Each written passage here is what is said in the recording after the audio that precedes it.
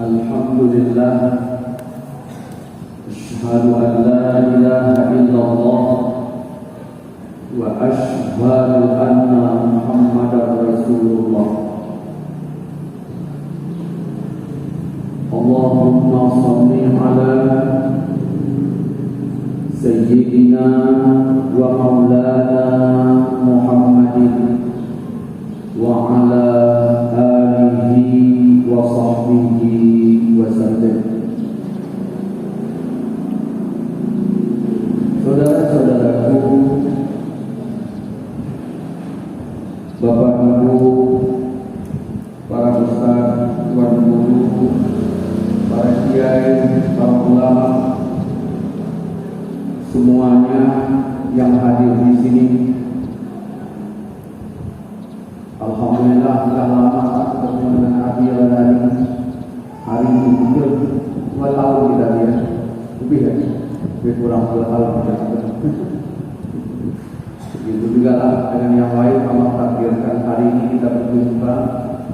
Semoga Allah Subhanahu Wa Taala memberkati kita semua. Amin. Amin. Semoga Allah membukakan hati kita, Allah berikan kita taufik dan hidayahnya. Allah tetapkan kita pada jalannya. Semoga Sirul Muqtadim tetap berjaya terus. Hari ini kita kumpul kayaknya belum banyak lagi, mudah-mudahan di tahun yang akan datang ya, lebih banyak lagi. Kalau kita lihat Sirul Muqtadim, faedahnya nggak banyak-banyak kan kalau kita lihat, tapi nanti dirasakan waktu sudah masuk kubur. Saudara-saudaraku, Bapak Ibu, hadirin hadirat seiman fadilah yang dirahmati Allah Subhanahu wa taala. Bersyukur kita kepada Allah atas segenap limpahan rahmat-Nya, nikmat-Nya maupun amanah-Nya. Bersalawatlah kita kepada baginda Nabi kita Muhammad sallallahu alaihi wasallam. Allahumma shalli wa sallim alaihi wa ala alihi. Kita mohonkan kepada Allah selawat yang kita bacakan kiranya disampaikan Allah kepada beliau. Kita berdoa kepada Allah semoga di akhirat kelak kita mendapatkan syafaatnya. Amin ya rabbal alamin. Semoga Allah membukakan hati kita, Allah berikan kita taufik dan hidayahnya, Allah tetapkan kita pada jalannya. Mari kita kembali kaji kita dengan membacakan Ummul Quran Al-Fatihah. A'udzu billahi minasyaitonir rajim. Bismillahirrahmanirrahim. Alhamdulillahirabbil alamin, arrahmanir rahim, maliki yaumiddin, iyyaka na'budu wa iyyaka nasta'in, ihdinas siratal mustaqim, siratal ladzina an'amta 'alaihim ghairil maghdubi 'alaihim waladdallin. Bapak Ibu sekalian, penting atau tidak Sirul Muqtadim, coba lihat surat Mukminun ayat 102 dan 103. Penting atau tidaknya Sirul Muqtadim, buka surat Mukminun ayat 102 dan 103, di mana Allah mengatakan siapa yang berat timbangan baiknya dia beruntung. Jadi yang ditimbang itu amal baik, amal buruk tak ditimbang. Itulah enaknya akhirat. Akhirat amal buruk tak ditimbang. Terus bagaimana amal buruk itu jadi baju timbang? Kalau kita pergi ke pajak beli daging, yang ditimbang bajunya pada daging. Daging bukan baju. Lalu daging itu diikutkan kepada baju. Kalau bajunya 1 kilo, berarti 1 kilo lah daging itu. Nanti kalau ditimbang amal baik kita lebih banyak daripada amal buruk, lebih berat, kita beruntung. Tapi sebaliknya di ayat 103, kalau amal baik kita lebih ringan dibandingkan amal buruk, dia telah merugikan dirinya sendiri di jahannam khalidun. Itu masalahnya. Dia di dalam jahannam itu kekal. Kira-kira penting enggak Sirul tadi? Ya. Dia di dalam jahannam itu nanti kekal. Terus bagaimana? Kapan timbang itu? Begitu mati langsung ditimbang, belum ditimbang nanti di akhirat. Sekarang begitu mati belum ditimbang. Artinya apa? Masih ada proses tambah. Jumlah anggota Surul Muqtadir 245.000. Anggap aja lah yang ada yang kianat kira-kira 45.000 yang model daftar proker ya. Atau 100.000 aja. Berarti yang asli itu berapa? 145.000. Nah, begitu kita meninggal anggota Surul Muqtadir, permisan berapa dapat? Yang tadi 145.000 aja lah. Permisan berapa kali itu? 10 aja lah kita bilang. Gak usah banyak kali gitu. Ini hitung ringannya aja. 10 kali 145.000 sedangkan Nabi mengatakan Allah itu sekali sepertiga Quran. Itu sekali. 2 kali 3 kali khatam Quran. Jadi anggap aja lah begitu kita meninggal ya 9 kali orang membaca. Apa nama 9 kali? Sama dengan 3 kali khatam Quran. Kali 145.000 orang. Ya. Begitu. Jadi kata Quran, siapa yang berat dalam timbang baiknya, dia beruntung. Siapa yang ringan, dia rugi. Ini. Jadi manfaat atau tidak manfaat itulah. Kalau begini pun sudah awak jelaskan, merasa tak bermanfaat, kita otak namanya. Ya. Jadi dulu ada 2 bukit. Bukit ini tak bernama. Ya, bukit tak bernama. Bukit apa itu? Mana saya tahu orang tak bernama. Datang Nabi Adam duduk di atas bukit itu. Satu, Siti Hawa duduk di bukit yang satunya lagi. Oleh karena Adam ini Adam Safiullah, maka dinamakan bukit itu bukit Sofa. Ya. Yang satu lagi dinamakan bukit Marwah karena diduduki oleh Hawa. Dulu tak bernama. Adam ngobrol bersama Hawa di 2 bukit tersebut. Subhanallah besar Adam. Yang udah pergi haji dan umrah, coba bayangkan semana jarak Safa dan Marwah. Adam ngobrol di sini bersama Hawa. Semana lah besar Adam. Waktu itu belum ada WA. Semana besar Adam. Begitulah. Bapak Ibu, kalau pergi haji dan umrah dari Aceh kami yang ini, ya, nggak opek aja sama Safa dan Marwah. Sibuknya di Jabal Rahmah. Padahal Jabal Rahmah nggak masuk rukun haji, nggak masuk. Ngobrol Adam dan Hawa di Safa dan Marwah. Akhirnya bagaimana? Adam berkata kepada Allah, Ya Allah, Ya Allah, kata Adam, Engkau kan tahu lagu manusia lemah. Kenapalah kau datangkan kepada iblis? Akhirnya apa? Gara-gara iblis itu aku ditokoinya terusir ke dunia ini.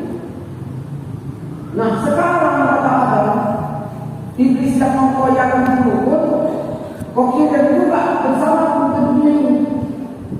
Ini kalau sempat aku ditokoinya lagi, ini bakal tercampak kemana lagi aku ini. Akhirnya apa kata Allah? Ya udah Adam, kuberikan kau satu malaikat untuk menjaga, karena iblis menggoda, jadi malaikat yang menjaga.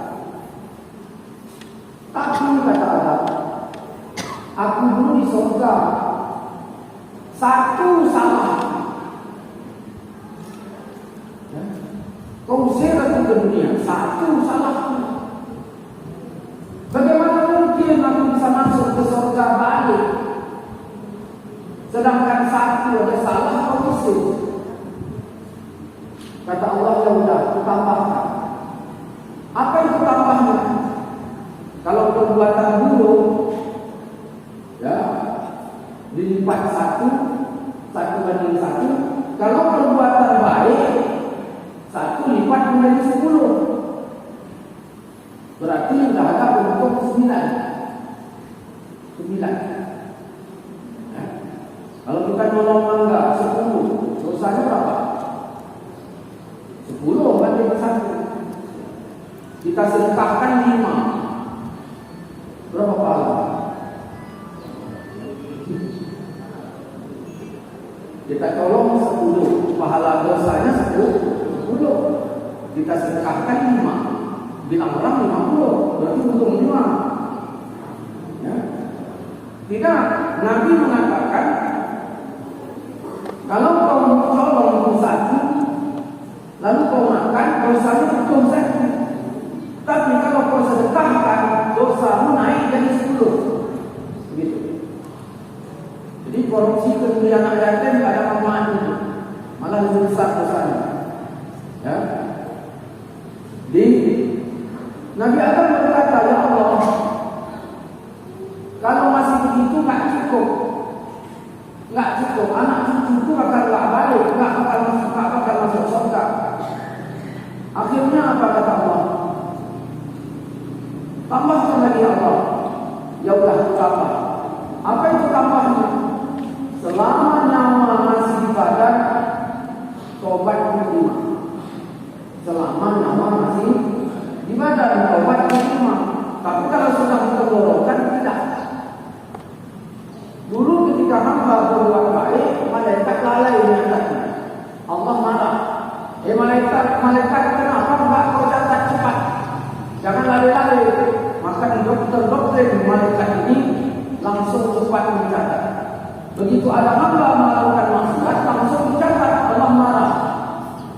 Kalau maksiat jangan langsung kau catat, tunggu 7 jam. Dalam 7 jam itu tidak ada bertobat, mencatat. Tunggu 7 jam. Nah, kita bukan 7 jam. Ya. Maksiat hari ini 30 tahun kalau bertobat. Mana itu? Parah kali. Maka kalau sudah dicatat bagaimana? Inna nahnu muhyil mauta, sesungguhnya kami hidupkan orang yang sudah mati. Wa naktubu ma qaddamu, kami tulis apa yang sudah mereka kerjakan dahulu. Wa asarahum, bekasnya pun kami tulis. Wa kullu syai'in ahsaynahu fi imamin mubin. Nah, jadi orang kalau 7 jam lagi, ya, mau mati, ini disebut rohnya sudah ditenggorokan. Jadi kita kalau maksiat jam 1, pastikan jam itu belum belum mati. Bisa atau tidak? Kalau tidak, ya jangan sembarangan maksiat. Jangan sembarangan. Kata Adam, ya Allah ya Tuhanku, aku mohon tambahkan lagi. Maka kata Allah, ini yang terakhir.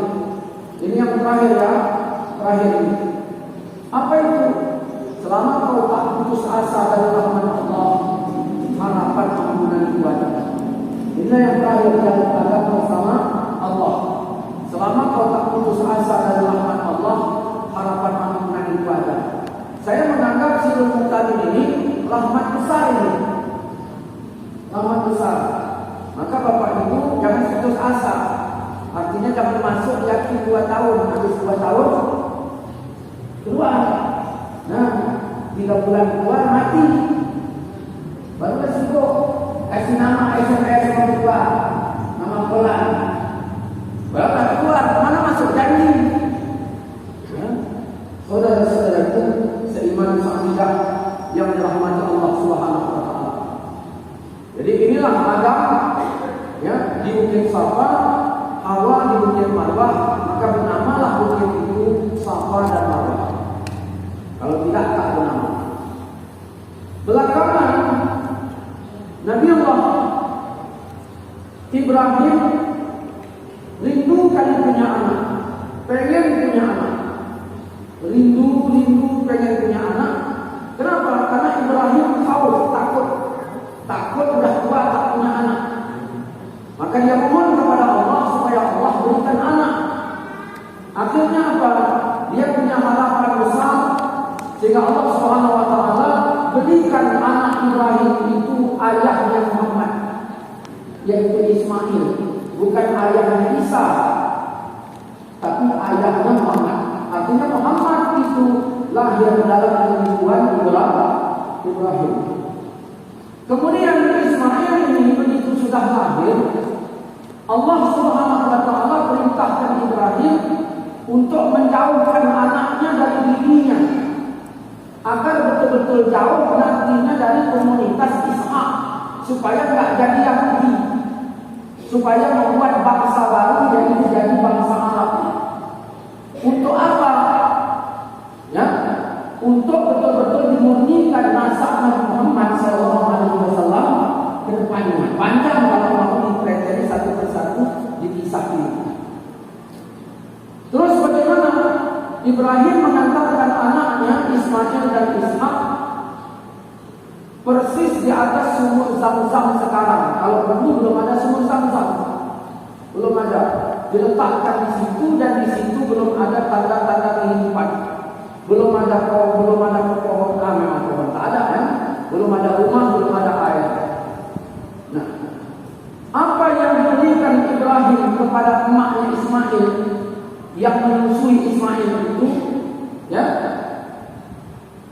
khauf dan raja, sebagaimana khauf dan raja yang dirasakan oleh Ibrahim itu sendiri.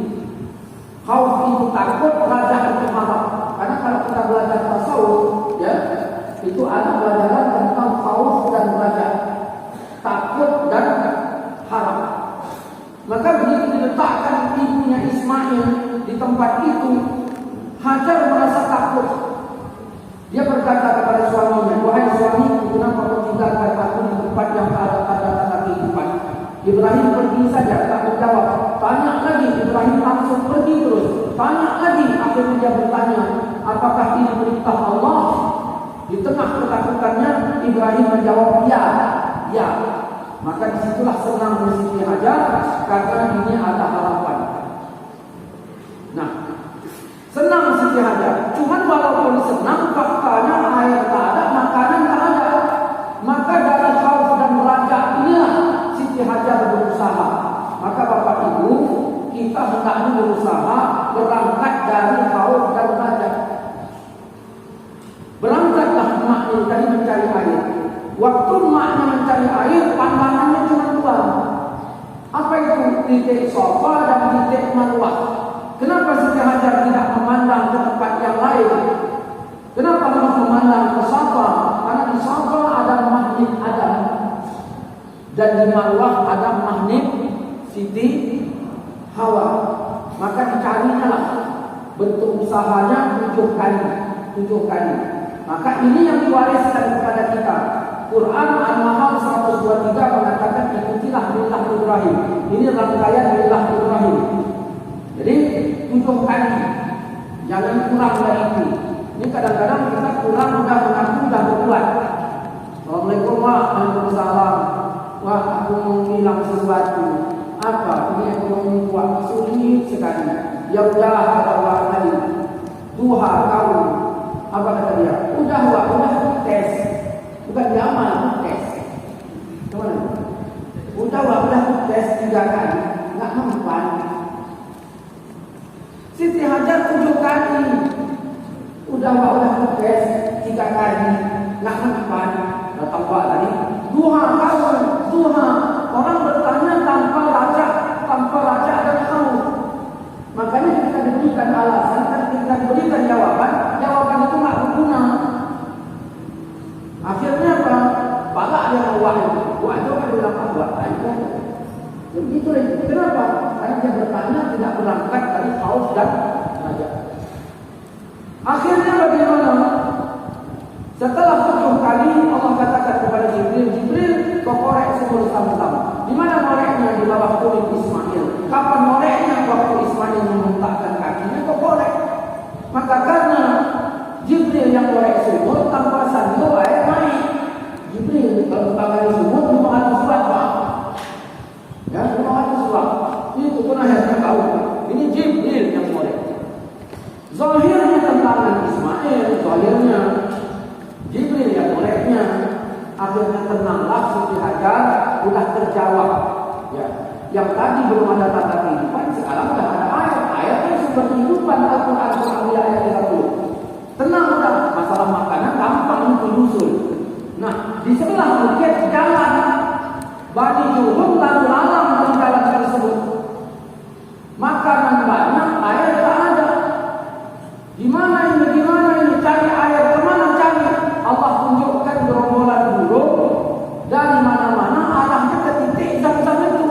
Oh, berarti di situ ada air. Coba kita lihat. Naik ke bukit, dilihat ternyata ada air. Begitu didatangi ada dua manusia, Ismail dan emaknya. Kaukah yang punya sumur ini? Iya, ini sumur ini milik kami. Ini wilayah milik kami. Sejak itulah wilayah Mekah itu miliknya Ismail, miliknya Nabi Muhammad, miliknya Zuriyat. Makanya ketika Zuriyatnya di Indonesia yang kemarin itu diusir-usir, dicaci-caci, ya ditariklah ke Mekah sana oleh hartanya.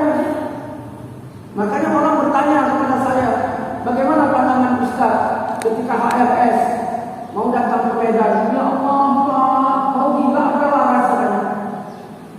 Apa masalahnya? Ketika dunia ini diciptakan karena atuknya, pantaskah ditolak cucunya? Ya. Ketika dunia ini diciptakan karena atuknya, pantaskah ditolak cucunya? Udah biar bisa begini. Kita kalau masalah ibadah ini seolah-olah mati besok. Kalau dunia hidup selama-lamanya. Saudara-saudara seiman sabda yang dirahmati Allah SWT.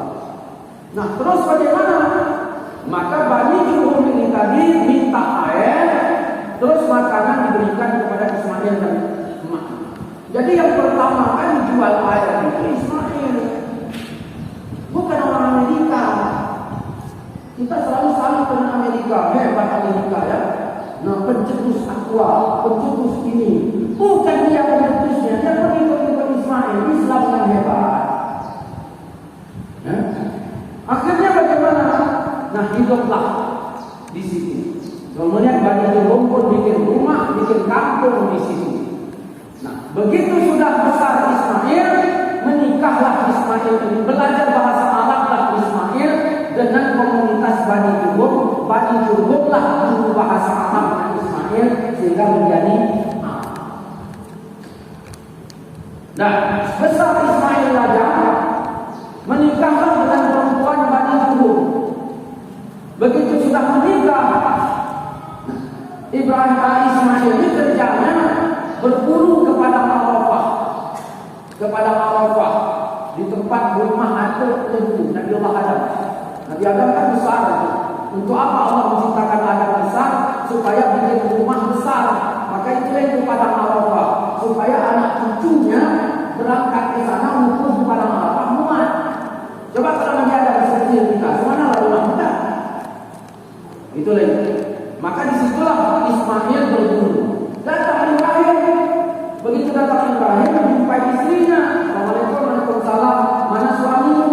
Berburu. Kemana berburu? Kepada Arafah. Berburu apa? Kelinci. Bagaimana keadaanmu? Diceritakanlah oleh istrinya Ismail keadaannya yang tadi. Semua yang terjadi di rumah itu diceritakannya. Ya. Akhirnya bagaimana? Nanti kalau suami pulang, tolong sampaikan pesanku. Aku tak bisa menunggu lama. Ini gerbang rumah ini suruh gantikan dia. Ibrahim pergi dalam keadaan istri Ismail tak tahu ini siapa. Ismail pun pulang lama kemudian. Bang, kata istrinya, tadi ada Pak Tua datang. Siapa orangnya? Tak tahu aku. Tanyanya bang, kau jawab apa? Aku jawab aja jujur, berburu. Aku kan jujur, bagus. Terus tanyanya berburu apa? Aku bilang ada kelinci. Ditanyanya di mana? Aku bilang ada pada Arafah. Terus apa lagi? Tanyanya ada kita. Bagaimana? Apa kau jawab? Aku jawab aja semua yang ada. Kayak ibu-ibu kalau ada masalah semuanya dijawab di dunia Facebook kan? Kan itu. Apa-apa semuanya di dunia Facebook. Boleh ada foto, boleh jangkau foto semuanya. Ibu bukan orang jualan. Kalau jualan apa-apa promosi. Nah, datang ibu yang bukan jualan tadi kumpulkan semua. Kawan itu ada 5.000 orang, dalam 5.000 ini saja ada 400 anak yatim. Begitu dibuka Facebook rumahnya, ma minta bikinkan kayak begini, menangis anak yatim. Nanti ibu lah yang bisa jawab di akhirat. Ya, ibu yang bisa jawab di akhirat. Akhirnya bagaimana? Nah, dia minta pesan, bang. Apa itu pesannya? Gerbang rumah ini tolong kau ganti. Oh, itu yang datang ayah ibu. Namanya Ibrahim. Kamu pesannya ibu, suruhnya aku nyerikan kau. Loh, apa salahku, bang? Ya itulah salahmu. Kena aja belum surat habis. Kenapa Nabi Ibrahim menyuruh Ismail menceraikan istrinya? Karena perempuan ini tak pantas jadi andung Nabi Muhammad sallallahu alaihi wasallam. Tak pantas jadi andungnya. Masa ini modelnya? Tak pantas. Cari andung yang lain. Makanya bapak ibu-ibu yang sudah jadi andung, kadang-kadang kan ibu masuk ke pesantren, nampak soleh ibunya. Ini terima andungnya ke istri belah. Iya. Tolonglah benar. Begitu juga aduknya. Kadang-kadang dia benar tahu benar-benar apa yang kita nampak kali soleh. Kan siapa? Aduk itu bayangkan. Nah, ada yang kadang-kadang tak pantas. Makanya dalam Islam ada hukum salah, ada hukum maaf. Okeylah kita tidak berbicara di sini. Nah, akhirnya bagaimana? Bani Juhum ini tadi lama-lama yang tadinya numpang sekarang menguasai Arab, menguasai Makkah. Akhirnya seolah-olah ini kampung-kampung mereka. Apa yang terjadi pada masa Bani Juhum ini berkuasa? Mereka mengidolakan syair-syair. Oh, siapa yang pandai menyanyi, wah, dihormati. Kalau pandai menyanyinya, sehingga jadilah dua orang artis terkenal pada masa Nabi Juhum. Yang pertama namanya Isa bin Bahi, ayah Bahi. Itu laki-laki pemuda ganteng yang merdu suaranya. Yang kedua perempuan Nailah binti Dik, ayahnya namanya Dik. Perempuan yang cantik, suaranya merdu. Mereka menjadi idola Bani Juhum. Kemana-mana mereka berdua, kalau sendiri tak lengkap, harus dua supaya sepasang lengkap lah. Kalau istilah kita kayak Ari dan Masyarakat itu berbagi itu ada dalam Islam. Sebut tak paham kali. Udah. Akhirnya bagaimana? Mereka kemana-mana berdua tak tabu lagi menurut Bani Juhum.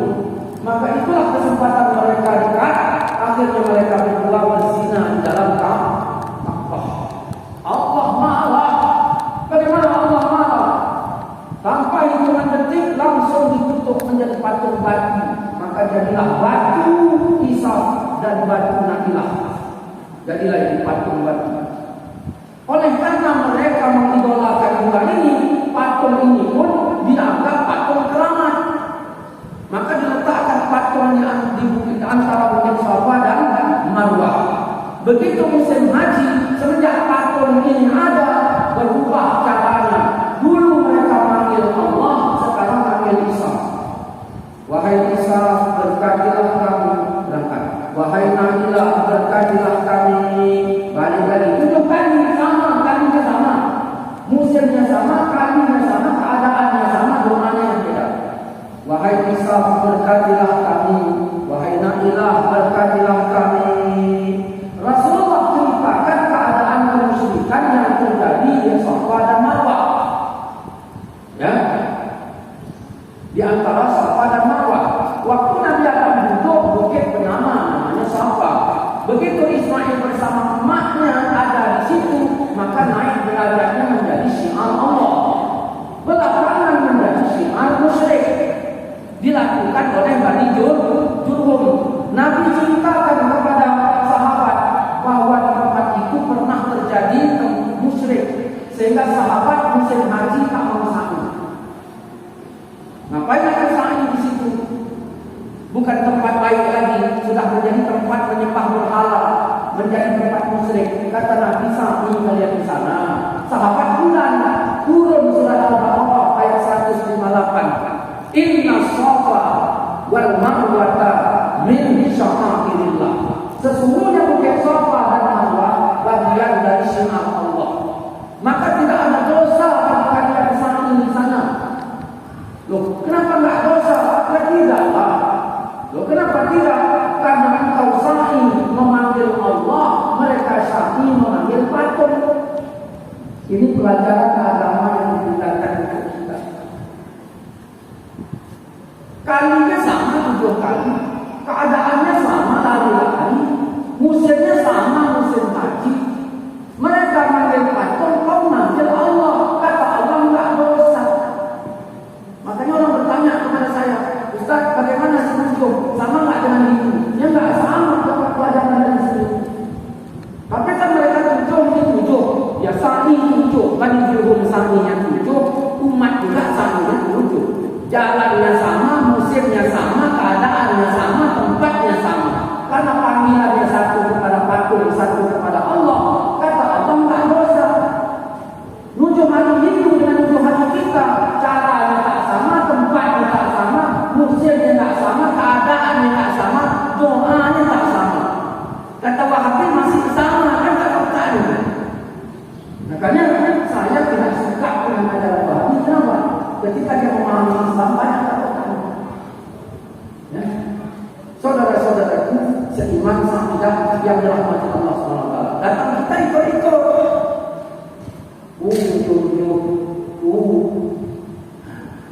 Yang ini budaya awaknya jauh.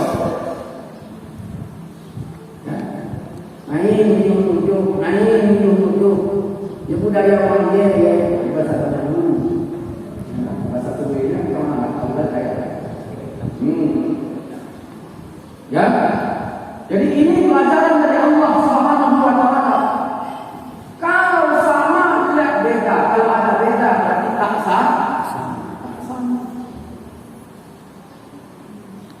Kemudian kita lihat dari waktu Nabi Muhammad SAW hijrah ke Madinah. Di Madinah ada orang Yahudi puasa 10 Muharram. Puasa 10 Muharram orang Madinah. Ditanya Nabi ada Yahudi pun tanya, Yahudi kenapa berpuasa 10 Muharram? Maka dijawab oleh Yahudi, ini Asyura. Asyura. Itulah Nabi. Nabi kalau dialog caranya yang cerdas, bukan yang tahu. Yahudi kan ada bodoh, ada yang cerdas. Yang ditanya Nabi yang cerdas. Beda orang Wahabi. Wahabi yang tadi yang nggak cerdas. Ada waktu ini dalam milik milik kata Wahabi tanya mana ada yang milik? Yang mana tahu untuk jawab dia milik punya. Nah kan nggak ada dalil. Tanya Wah Leman. Kan ada dalil. Tanya Wah Alam. Mana ada dalil? Tanya Wah Alam. Mana ada dalil? Tanya Wah Alam. Mana ada dalil? Nabi Muhammad tanya kepada yang cerdas. Mereka tanya yang nggak pandai. Lalu putuskannya nggak berdalil. Katanya ikut Nabi. Nabi yang mana? Kalau ikut Nabi yang tanya cerdas. Tanya guru sini tadi. Ada jawab itu. Ini nggak mana dalam ini. Apa kata mereka? Kami puasa 10 Muharram karena Nabi Musa dulu diselamatkan Allah 10 Muharram. Allah tenggelamkan Fir'aun di 10 Muharram. Musa setiap tahun menang, bikin haul. Jadi pertama kali bikin haul dari Musa. Apa kata Nabi? Kalau itu alasan kalian, kami yang pantas menghaulkannya, menjalankannya. Kami yang pantas. Maka dibuat Nabi Muhammad SAW disyariatkan puasa 10 malam. Puasa 10 malam. Awalnya Yahudi puasa. Sama tak? Sama. Man tasyabbaha biqaumin fahuwa minhum. Siapa yang menyerupai satu kaum maka dia bagiannya. Berarti siapa yang puasa 10 malam sama dengan Yahudi. Nabi tak ingin sama, dibikinnya tasma 9. Bentuknya sama, penyamaan pembedaan pun bentuknya sama. Tapi kata Nabi tak sama. Ini pelajaran yang kami tinggalkan untuk kita. Berarti 7 hari tepung tawar, bikin kita bikin sama nggak? Ya sama lah. Dia pakai guna, kalau pakai guna,